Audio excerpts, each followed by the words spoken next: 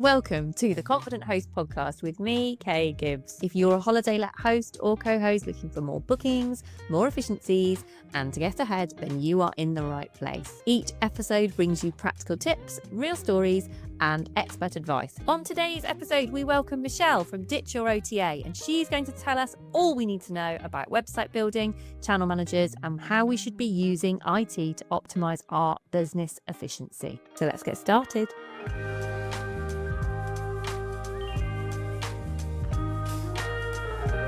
Michelle, before we get stuck in, the all-important question, because you're here to spill the tea, what are you drinking today? I am drinking a pint of decaf tea. I have it very weak, but because I drink it in pints, it's best to keep it decaf. I love that. So I'm just a pint. If you just left it there, just drinking a pint while we record a podcast. Love that. I similarly don't drink caffeinated. I'm on the chamomile as I normally am. I've only got a half pint. I'm not as hardcore as you with your pint, that's for sure. So we have met by kind of rubbing shoulders in the various host Facebook groups over the years and seeing each other there. Yeah, and I think quite a few of my clients have come to me after they've had you help them with their Airbnb listings and vice versa. I think some of your clients have come to you because I've said, hey, can really make a difference to how you're marketing your product. So yeah. It seemed like we're quite a good fit. We are. And we've had a few chats over the last few months. And I've actually written a blog for your website, which will be released soon.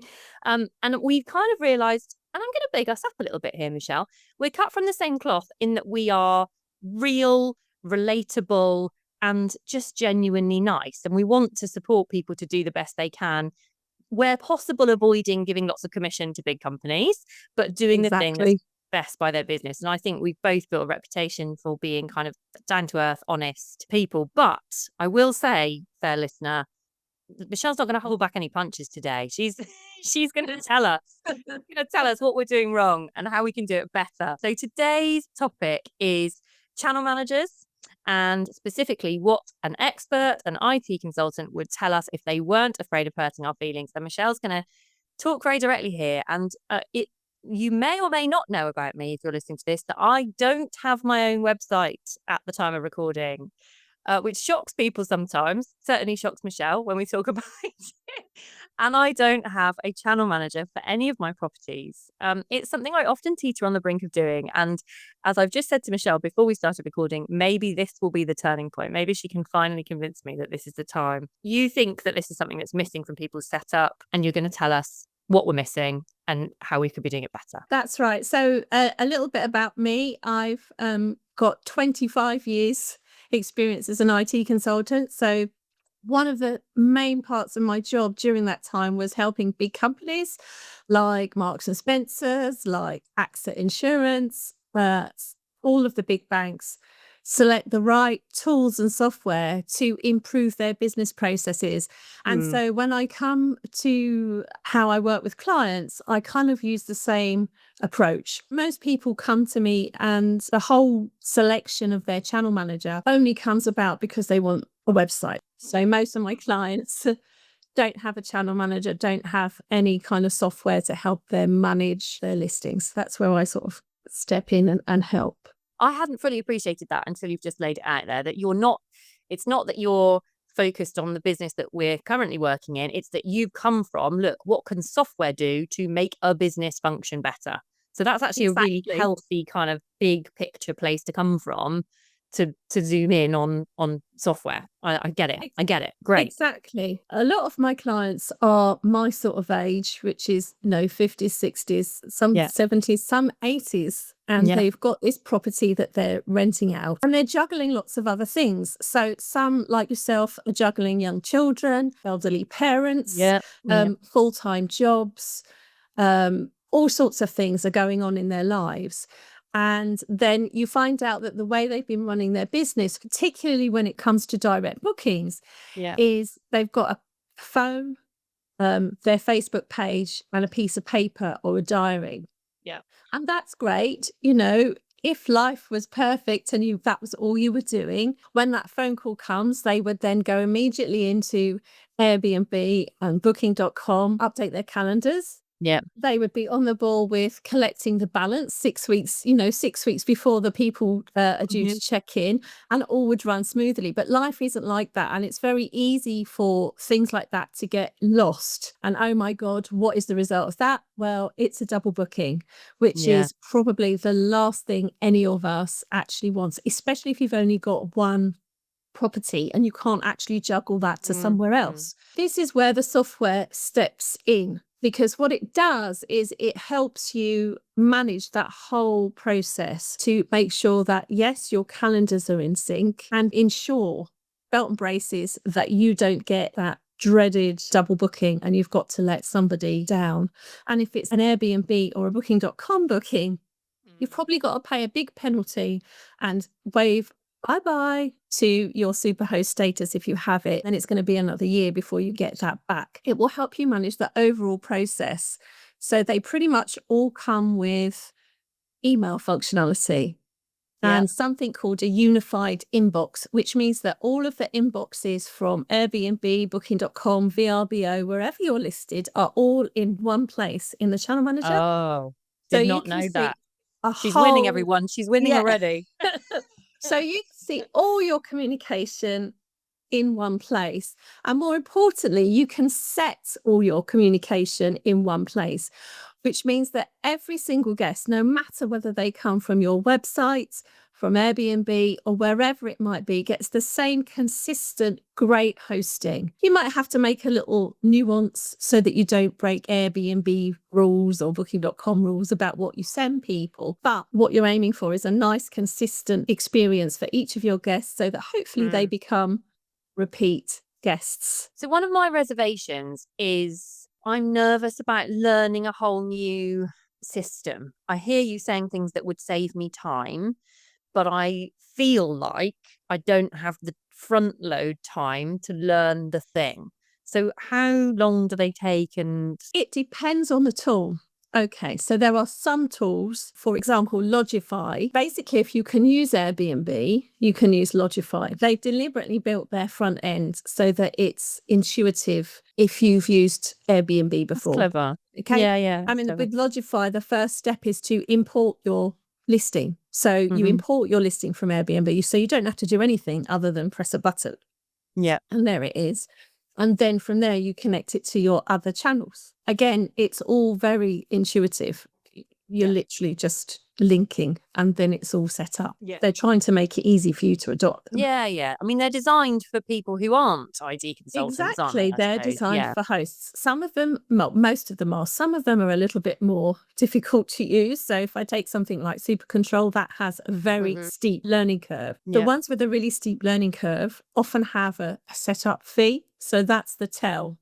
If they're charging you £200 or £300 or dollars or euros or whatever they charge, whatever currency they charge in, to do a setup for you, that tells you that it's probably got a very steep learning curve, and they sort of get you going by setting you up in advance, which is something that Super Control do. So they're the all singing, all dancing. It's got 1,000,001 functions that you didn't even know you might even need to know, let alone likely to use. So this is where I say every business is different, and the channel manager that's right for you will be different to the channel manager that is right for me, because we've got different objectives, different skill sets. We're running two different businesses. My example is probably fairly useful, because what another reservation I've had with listing my own place, so I manage some other bigger ones, but my own place, the Snugget Cafes, as you know, and probably most listeners know, is really small and therefore inexpensive. And so I'm lucky enough that I get my bookings basically through 3 channels. So it's not terribly complicated. I get them through Airbnb. I have dabbled with booking.com in the past and got lots of bookings, but didn't really like it. And full disclosure, one of the reasons I didn't really like it is I felt like the pricing was really complicated, but I expect you're going to tell me I could have done that. She's smiling. If you're listening, she's smiling at my foolishness.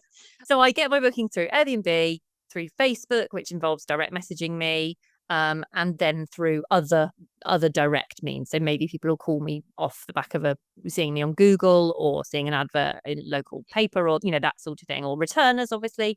So for somewhere like the Snug that is only a sort of sleeps 2 to 4, simple to run, is there an option that is going to actually save me time in exchange for the amount of money it's going to cost me, or is that really too small for it to be impactful? No, I would say nothing is too small, and it all depends on how much you value your actual time. So one thing, Kay, if somebody messages you on Facebook at 11 o'clock at night, are you up? Well, yes, I am, Michelle. That's because I do most. Because you've got a baby, but that's not my choice. I do most of my work between about 9 p.m. and 1 a.m., but I appreciate that most people do not. However, if we reframe that, if it's at 10 a.m. and I'm in the middle of getting someone to sleep and feeding someone else, then no, I'm not always available. So then you're potentially missing opportunities because you've got to have that whole Facebook discourse with someone. They've messaged you, you've got to message them back, you've got to give them a price, you've got to check your calendar to make sure you're available. Yeah. So you don't know how many potential direct bookings you're missing because you weren't at hand the second that that person tried to make their booking. And the thing with guests is they want to know now. So if you're booking your break and you've sat down at 10 o'clock then on a Tuesday morning and you're thinking to yourself, I'm going to nail this, I'm going to get it booked, we're going to go. And Kay isn't there, even if your place has the best photographs, even if it has the best reviews, there are other places out there that will be immediately responsive. Yes, I think I completely hear you on immediacy. I think that's massive. And whenever I'm talking to people, say when we're doing work with their social media, with their Facebook, I will always say, reply as quickly as you can. And the less friction that we can put in for any sales. And I think that's increased. I think over the last few years, we're more and more as a society looking for that immediate action, aren't we? We're not prepared to wait. No, absolutely. We want to know now that it's all sorted. So I do hear you on that, but my comeback would be that I do enjoy the personal touch of being able to have a few messages back and forth with people.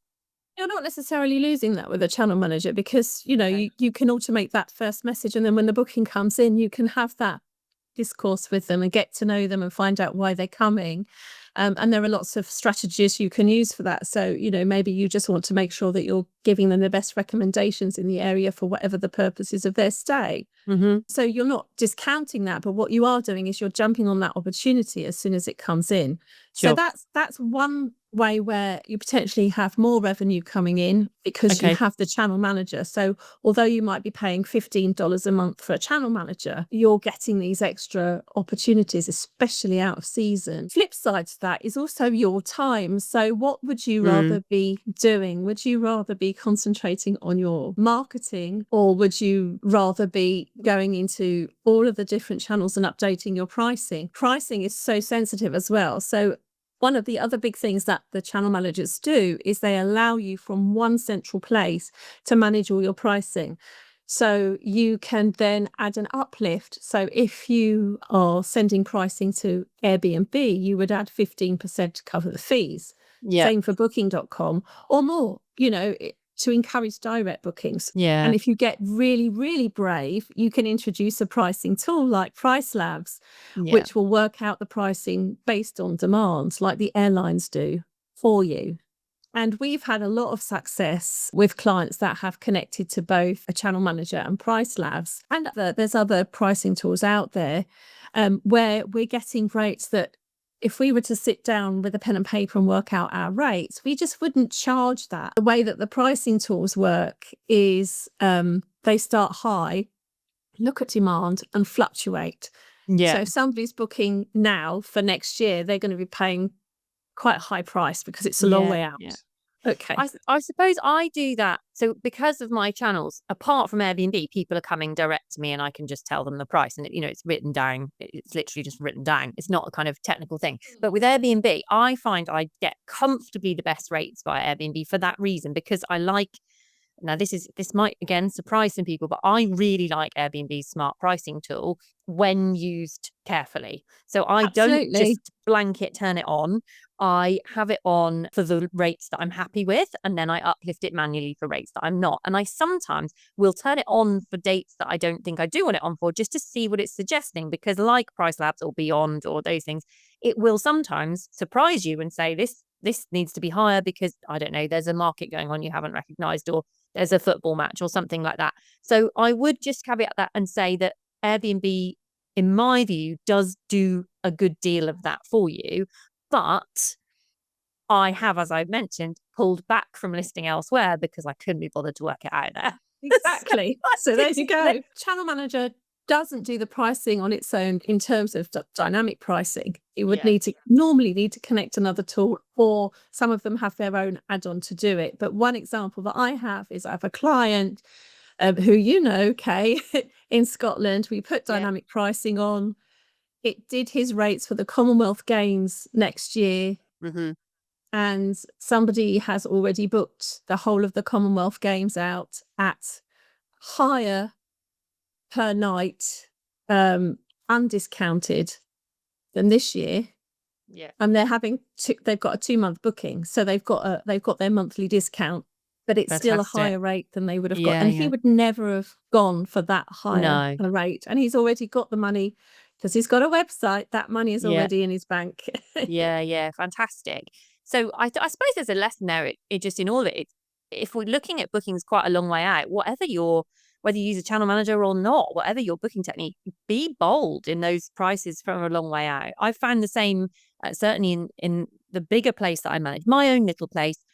People just don't tend to book that far in advance unless it's for a wedding or that kind of thing, because it tends to be just a romantic weekend away or a week with the kids in the summer or whatever. So it just doesn't tend to be that far in advance. But the biggest place I manage, I've got people looking at booking 18 months or 2 years in advance, and they will pay a premium because they've organised that time off with the family or whatever, and they want that stay. So I think there's an under message here of just be bold with your pricing a long way out. Very bold. And always remember that Airbnb opens your dates, whatever you've set, 6 months, 9 months, 12 months in advance, without you doing anything, at the base rate.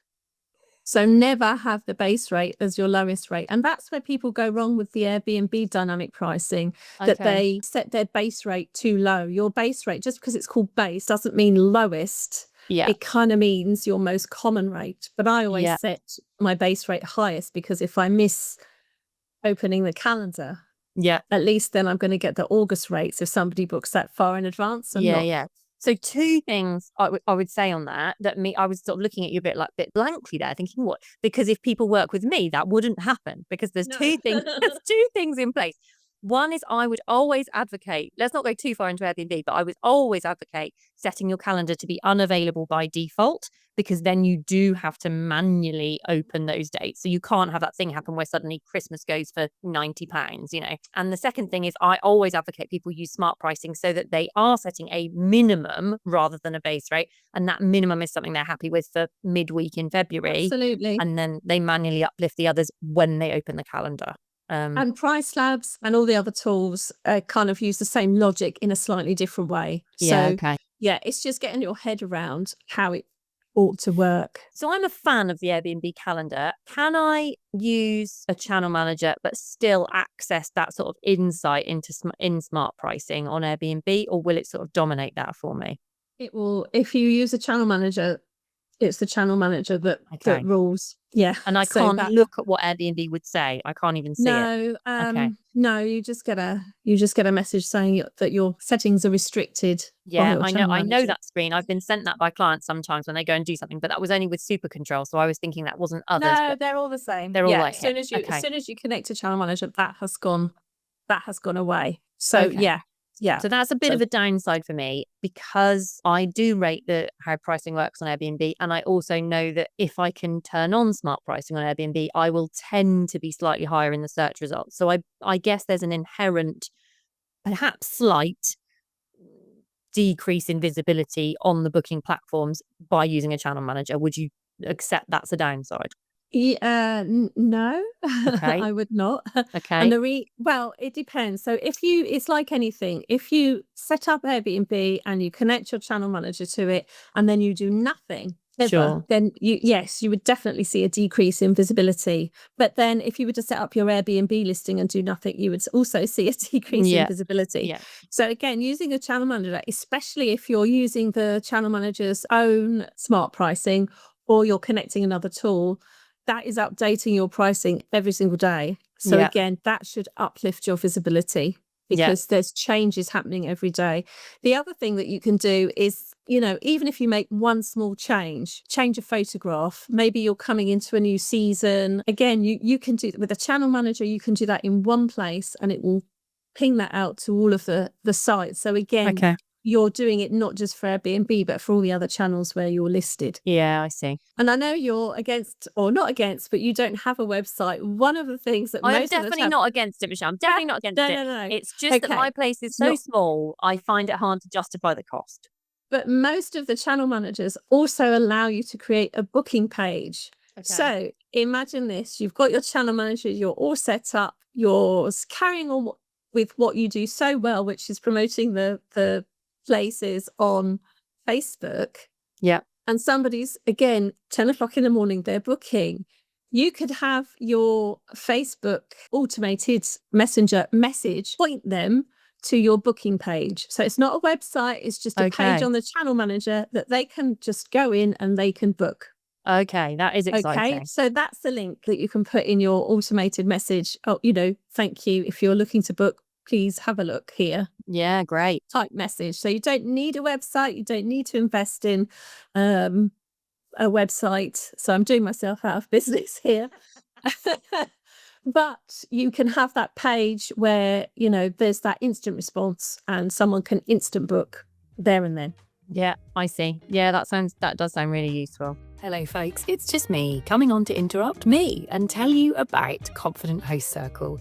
It's my subscription group, a membership for hosts just like you who are looking to take what can be something of a lonely sport and bring community to it. Inside, you'll find community, training, inspiration and support to feel confident in your hosting and in your business. Each month we enjoy a theme where there will be training, both things that are quick fixes and also bigger, more strategic ways of building efficiencies into your business and just getting more bookings. Confident Host Circle is all inside a private Facebook group where there's a really lovely community of like-minded hosts, as well as the training and the chance to chat and ask questions and so on. We have a monthly live where we either meet up together or you guys get the chance to ask me anything. At its heart, it's about consistency, community and confidence.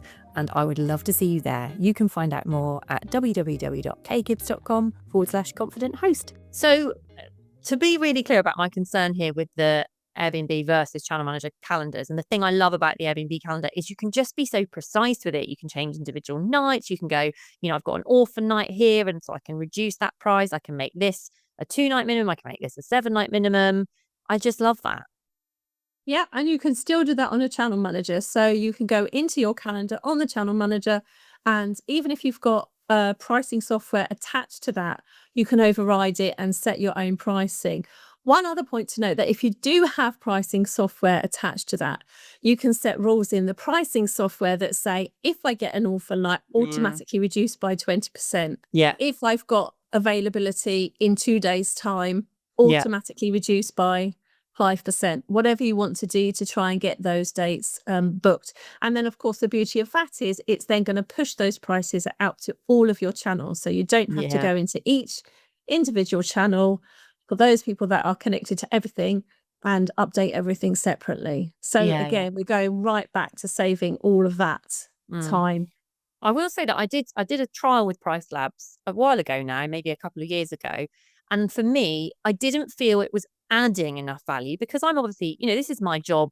This is my main job and my side hustle and my other side hustle. I'm doing this every day. I'm on Airbnb, obviously, and I appreciate that's not the same for everybody. It wasn't adding anything to what I could already do with my pricing, but I certainly didn't feel like it would take anything away. I could see that it was recognizing popular dates and it had those tools you allude to that I think would be really useful. So I could see that. Probably worth you doing another trial with it, because they have made, like everything, leaps and bounds of improvements to A, how easy it is to use, and B, to those very things that you're talking about, those events that can affect the pricing that we often just miss because we're just, with our busy lives, not on the ball enough to realize that there's an opportunity there. to increase the pricing. Okay, so we've talked about messaging and the immediacy. We've talked about managing the pricing that you can do through channel management. I know you were going to tell us about how it can link to other useful tools. Obviously, it's going to manage all your communications for you. It's also going to manage that all-important balance collection. So I don't know how on the ball all of your listeners are when it comes to manually collecting a balance. So most of us do, 20% when booking or 30% when booking, and then the rest 5 or 6 weeks before they come. And if you don't have a channel manager, you've got to remember that you've got to chase that person for their balance. And then once you've chased them for the balance, you've got to keep checking your bank account to make sure the money's come in. So most of the channel managers will connect to various different payment processors. So you can connect to WorldPay if you've already got a WorldPay account. Some of them connect to Squarespace. A lot of them connect to Stripe, which is kind of like a professional version of PayPal, and of course PayPal. And that means that they're going to be able to automatically send out requests for that balance, so you're not chasing it. And then once the request has been made, they'll send the link for the guest to just click and pay on. And that can still include bank transfer if you still want to do bank transfer and avoid fees. But that process has been taken over. And also some of them can actually charge the card, which is what Airbnb do. If you make an Airbnb booking and you're somebody that Airbnb deems it can charge a deposit and a balance to, Airbnb don't write to you and tell you that they're going to collect the balance. They just collect it. So a lot of them can also do that. So it just depends on their individual setups. So that's one big headache taken away. Well, and also worth a mention that means you're immediately giving people the option of being able to pay by card, whereas with Bax you're not. And that just increases flexibility, doesn't it? And I think people sometimes feel safer doing that. Although I've never had an issue with people paying by Bax. If you're, say, less well established on social media or you've got fewer reviews or whatever, that could be something that is another benefit, I guess. Exactly. Oh, no, I'm on the same team now, Michelle. I can hear it happening. And obviously you have people that are just very sensitive to the fact that they might be scammed. There's a lot of bad media about scam Airbnbs, they call them. And they're possibly not Airbnbs, but you know what I mean. And obviously if somebody's taking a card, you've always got that option to go back to your card provider and recall the money if you do find that it's a scam. So I think that's where the confidence comes in, that people know, well, I'm paying by card, so I'm covered. Is that a potential problem that people can reclaim on their card? Could that be risky for us? Not in the UK. It is. It is in other countries. So we have like a two-factor authentication on all of our card transactions here. So if you're paying someone for the first time, your bank always asks you for a code to confirm the payment before it sends it through. They don't have that in the US. So the only risk is if you're taking payment via a US card.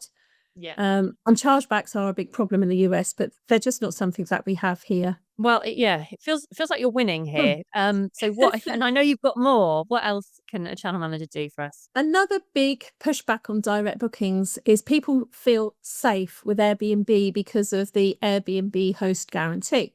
Okay. This is where Airbnb, they kind of market it as insurance, but it isn't insurance because you don't get a policy. It's arbitrary. So that if a guest causes a lot of damage to your property, you can then reclaim that back from Airbnb. And if you get a nice, friendly Airbnb customer services person, they'll pay you the money. If not, good luck. Not so much. I think my record on that has been 50-50. So half the time I've had the money back, half the time they've sided with the guest. Oh, I think mine is 100%. I don't think I've ever had them not pay anything. I've had them reduce it for sort of wear and tear reasons. If something's already old, they'll reduce it a bit, a couple of times. But my record's been pretty good. But then I wouldn't advocate claiming for massive things. That for me, I think sometimes people, I hear sometimes you'll be in fact, this is something I would tell people who I wasn't afraid of hurting their feelings. I'll see people post on the groups and say, I'm thinking about going direct booking, so I think I'll need insurance. you need insurance if you're You should letting have had out insurance in the a first property. place. You know, you can't rely on a marketing agent, essentially, which is what Airbnb is, to do that for you. Exactly. But that's people's perception, is that Airbnb, they're a nice, cozy, sort of fatherly company that's going to look after them. And that isn't quite the case. You know, sometimes it is, sometimes it isn't. And also they're under the misapprehension that Airbnb do some huge validation of the guests, and that they're all nice, squeaky clean guests with great reputations. Well, that's not true either. So one of the things that most of the channel managers connect to is something called charge automation. And charge automation actually does that. So you could put your Airbnb bookings through charge automation as well if you wanted. And what charge automation does is it gives you that host guarantee, okay, but it is a proper insurance-backed process. It can do validation for you, and it can also collect a security deposit for you. So it's all kind of covering all of that. Am I safe within my business kind of questions? To collect a security deposit or to set up a security deposit with them is free. So they don't charge you for that. They only charge you for the add-ons if you want to have the validation, the guest validation. They check the guest ID properly. They can also take payments for you if you don't want to go through the channel manager for that. So they do quite a lot, charge automation. And they only charge you for the bits that you use. You mentioned to me about guidebooks and lockbox codes. And I will be honest, I spend quite a bit of my time sending guidebooks to the right guests and sending codes to the guests, you know, for the right time. So will it save me time with that? It will. So this is a kind of a question with two answers. So for me, I develop websites for people. I advocate having your guidebook on your website because that gives you an opportunity to send a link to your website, even from Airbnb. It's a valid reason. So that you're getting all of your guests on your website as early as possible. So if you're doing direct bookings, that can be an opportunity for somebody to cancel their Airbnb booking if they're within their cancellation window and book direct. But in any case, it is an opportunity to get them on the website so they're familiar with your website. And if they want to come back, they go to your website. So that would be where I would advocate linking to a guidebook. But I know that lots and lots of hosts out there use Touchday and Hostfully guidebooks. And so, again, a lot of the channel managers integrate with that. So when a booking comes in, they send a personalized version of the guidebook to your guests. So not only is that a guidebook, but it's something that's kind of, it's got details of their booking in. It can have the lockbox code. So if you're using an electronic lockbox, it can use the code from that and pop that into the guidebook so they get their own individual code. And again, the channel managers also integrate with the locks, and what they tend to do is use the last 4 digits of the guest's telephone number to create that lockbox code, because that's the consistent thing across all the channels. If they won't give you the emails, they do at least give you the telephone numbers. Yeah, totally do. So although I've never had a website for my little place, I do have a place where I keep my guidebook, and people have to submit their email address in order for them to get the guidebook. Is that possible with a channel manager? Because I love that for building my email list. That would be something that you would set up in the guidebook itself. So they'd have to have their email address to get the guidebook, or on the website. And I've got a few websites where that's what I've set up. So to get the guidebook, they've got to put in their email address. Yeah, because I mean, I think we'd both advocate that growing your email list is a massively important thing to do. However you're approaching any of this, I think it's probably my most powerful. I don't know. Social media is probably my most powerful leverage, and then my email list is up there. If you do have a website, Kay, you can have a subscribe section on the website, so you can get just website visitor email addresses as well. So there's just lots of ways to collect the email that way. I do exactly the same thing as you. I try and use every opportunity to grab that email address, and of course, doing it that way, you're again within the Airbnb, the new Airbnb rules that say, you know, you can't ask them for email addresses unless it's for one of these reasons.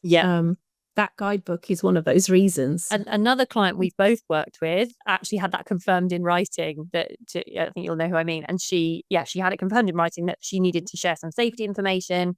And if you feel that what you're sharing is enhancing their stay, to be really clear, and I'm sure Michelle would say the same, I am not advocating that you go ahead and do that. I'm not recommending that you do that. But my reading of the new, since the 10th of May, Airbnb rules are certainly that a really enriching guidebook is a very valid thing to share. So I think that's perfectly Absolutely. valid. I mean, how can they argue against it? You're improving the guest experience at the end of the day. I would caution what you mentioned about, the guest then finding your website and then cancelling, simply because if that happens a bit, they may well look into it. That might trigger something. And also because cancellations count against you in terms of where you're placed in your rankings. So I always want to convert a second booking from those Airbnb folks to being direct, but I'm a bit cautionary about doing that, if you see what I mean.